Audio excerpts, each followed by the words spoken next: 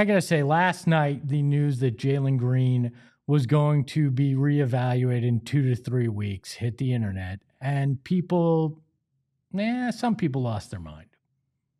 And I get it. You want to see Jalen Green. There's concern. They said 4 weeks, 3 to 4 weeks, and that they'd reevaluate then. They did. Now they're saying another 2 to 3 weeks. And a lot of people said keep him out until January anyways. Have him make sure he gets fully healthy. And I've agreed with that. And I think it's the smart thing to do. And now people are panicked because it's going to be another couple of weeks. And I understand, because there is a PTSD when it comes to the Phoenix Suns and what happened with Bradley Beal previously. Bradley Beal traded here. Bradley Beal gets injured, winds up continually being out. They keep pushing a time frame back, and a timetable gets extended, and all of a sudden there's a panic. And I understand that worries people. I understand that frustrates people. But let me tell you something definitively. Jalen Green is not Bradley Beal. Bradley Beal was in his 30s. Bradley Beal had far more miles on those tires than Jalen Green does. He had been the main offensive driver and the star for the Washington Wizards. Bradley Beal had a history of injury. Jalen Green is 23. Jalen Green had zero history of injury before this. Had missed a total of 21 games in his entire career.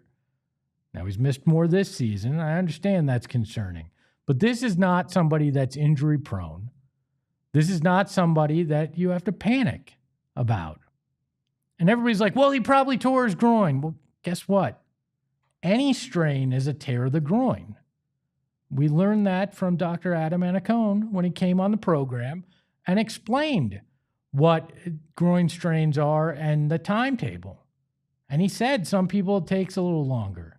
Plus, you got to keep in mind, this is the second time this year that the groin injuries happened. Jalen Green will be okay.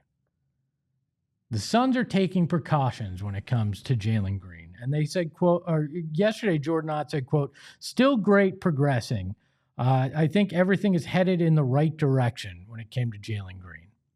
Now, you don't have your coach go out there and say that if there's something seriously wrong.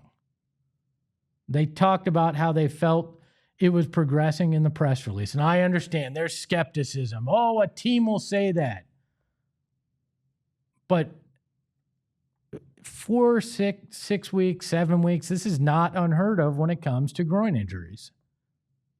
It's not a crazy timetable, especially for the second time that it's happened in a season. If this was a complete tear, he would have had surgery. If this is a complete tear, it'd be 4 months that we would hear that he was going to be out. Now, I know people try to combine these two and look at it and go, oh my gosh, it's been so long. Yeah, but he came back, he dropped 30, he re-injured it. We saw it live on tape in the middle of November.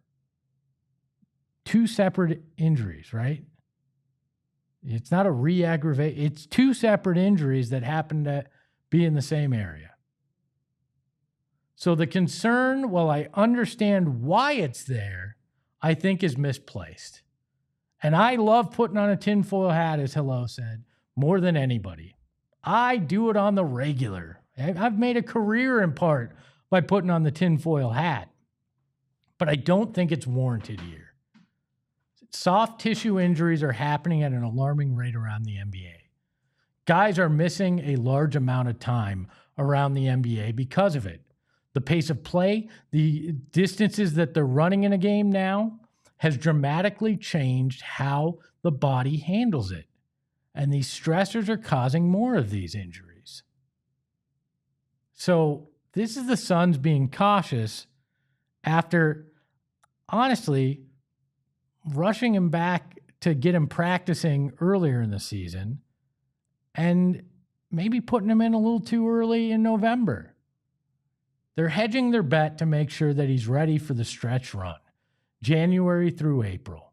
This is a team with playoff aspirations. And having him healthy then is a lot more important than throwing him out there in the middle of a December game and having him re-injure himself again.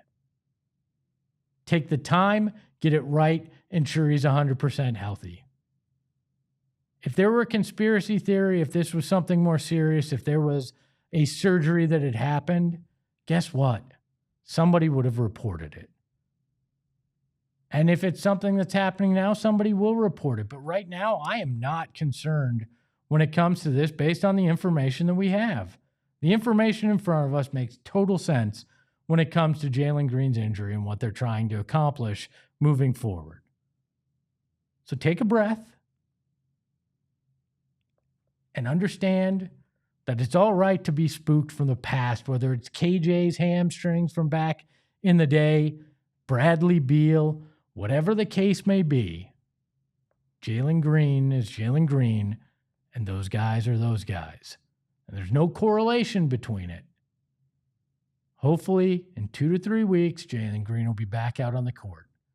And if he's not then let's have a discussion about it, a conversation about what may really be going on. But right now, I'm not concerned that they want to take an extra couple of weeks.